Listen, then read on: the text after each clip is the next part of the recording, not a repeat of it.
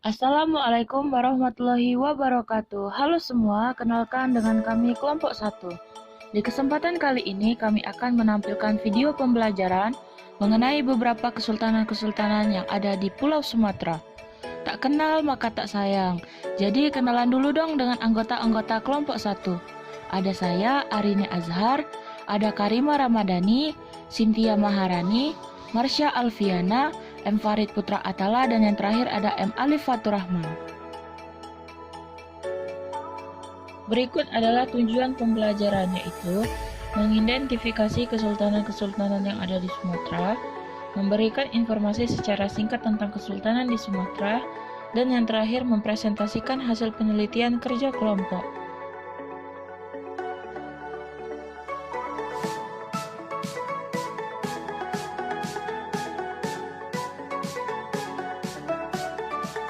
Pembahasan materi pertama, Kesultanan Samudra Pasai. Kesultanan Pasai atau juga dikenal dengan Samudra Pasai merupakan kesultanan Islam pertama di Indonesia yang terletak di pesisir pantai utara Sumatera, Provinsi Aceh, Indonesia. Latar yang membelakangi berdirinya kesultanan ini ialah diawali dengan kedatangan para pedagang Islam dari Arab, India, dan juga Persia yang singgah untuk berdagang di Indonesia. Akhirnya lama-kelamaan para pedagang ini menetap dan membangun sebuah kesultanan yang bernama Samudra Pasai. Struktur pemerintahan Samudra Pasai ialah kesultanan. Di dalam kesultanan ini, pemimpin yang tertinggi disebut dengan istilah sultan yang dipilih berdasarkan garis keturunan. Proses Islamisasi di dalam Kesultanan Samudra Pasai juga disebabkan oleh beberapa faktor, seperti perdagangan dan perkawinan yang terjadi oleh bangsa Arab dan keluarga kerajaan Samudra Pasai. Peninggalan-peninggalan budaya Samudra Pasai. Yang pertama ada stempel kerajaan. Peninggalan ini ditemukan di wilayah Kutah, Krueng, salah satu desa di Aceh bagian utara. Setelah penelitian lebih dalam, perkiraan stempel ini dimiliki oleh raja yang bertahta pada kepemimpinan kedua. Yang kedua, makam Raja Sultan Malik Al-Saleh. Makam ini terletak di dekat reruntuhan bangunan pusat kerajaan Samudra di desa Beruingin, Kecamatan Samudra, sekitar 17 km sebelah timur Lhokseumawe. Di antara makam raja-raja itu terdapat nama Sultan Malik Al-Saleh. Beliau merupakan Raja Pasai pertama. Yang ketiga, dirham. Sebagai bandar perdagangan yang besar, Samudra Pasai mengeluarkan mata uang emas yang disebut dirham. Uang ini digunakan secara resmi di kerajaan tersebut. Yang keempat, naskah surat Sultan Zainal Abidin. Surat ini ditujukan kepada Kapitan Moran yang bertindak atas nama wakil Raja Portugis di India. Surat ini ditulis menggunakan bahasa Arab, isinya menjelaskan mengenai keadaan Kesultanan Samudra Pasai pada abad ke-16. Dan yang terakhir ada Cakradonya. Cakradonya adalah lonceng raksasa koleksi Museum Aceh. Lonceng besi ini berbentuk stupa buatan Cina pada tahun 1409 Masehi.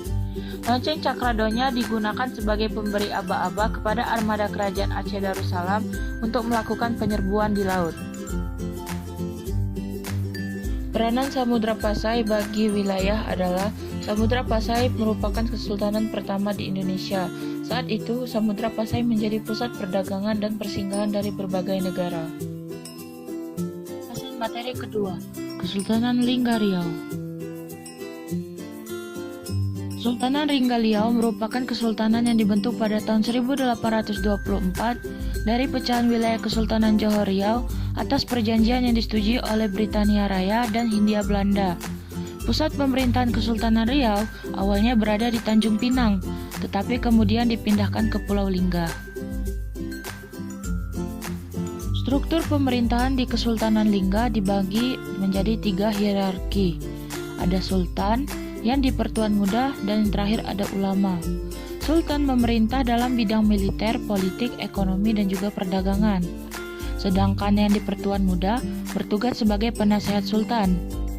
Dan juga yang terakhir, peran ulama di Kesultanan Lingga juga sebagai penasehat yang di Pertuan Muda dalam bidang rihla ilmiah. Islamisasi di dalam Kesultanan Lingga Riau melalui jalur perdagangan di Kuntu Kampar. Setelah Islam masuk ke Riau melalui Kuntu Kampar, kemudian Islam menyebar ke daerah Rokan yang dipimpin oleh Raja Said. Peninggalan Kesultanan Riau Lingga. Yang pertama ialah Mushaf Al-Quran. Mushaf adalah bagian naskah Al-Quran yang ditulis dengan tangan, yang pada saat ini mushaf juga bisa diketik dan dicetak dengan berbagai bentuk. Contohnya mushaf Madinah yang paling terkenal, dan penamaan mushaf untuk buku berjilid yang menghimpun ayat-ayat Al-Quran ini sebenarnya sudah ada sejak era awal Islam. Dan yang kedua, Masjid Raya Pulau Penyengat. Untuk membuat sebuah masjid yang besar, Sultan Abdurrahman berseru kepada seluruh rakyatnya untuk beramal dan bergotong royong di jalan Allah. Peristiwa bersejarah itu terjadi pada tanggal 1 Syawal 1248 Hijriah atau bertepatan pada Hari Raya Idul Fitri.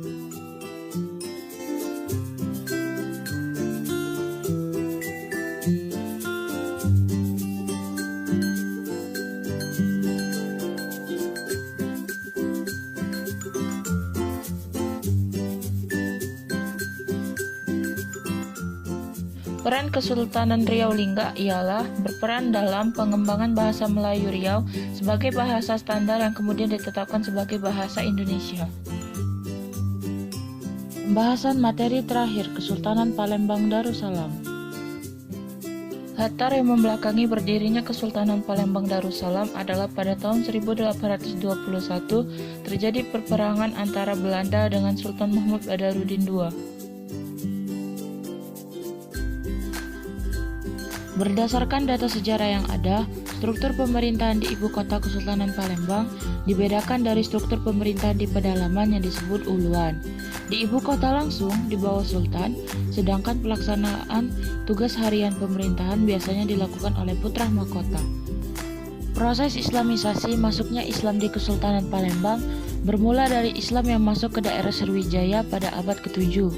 Karena Sriwijaya sering dikunjungi pedagang Arab dalam jalur pelayaran, maka Islam sangat menyebar luas pada zaman itu. Peninggalan-peninggalan Kesultanan Palembang Darussalam. Yang pertama, Benteng Kuto Besak. Benteng Kuto Besak dibangun oleh Sultan Mahmud Badarudin I dengan nama Keraton Kuto Besak pada tahun 1780. Bangunan ini adalah lambang supremasi Kesultanan Palembang Darussalam. Dan yang kedua, Masjid Agung.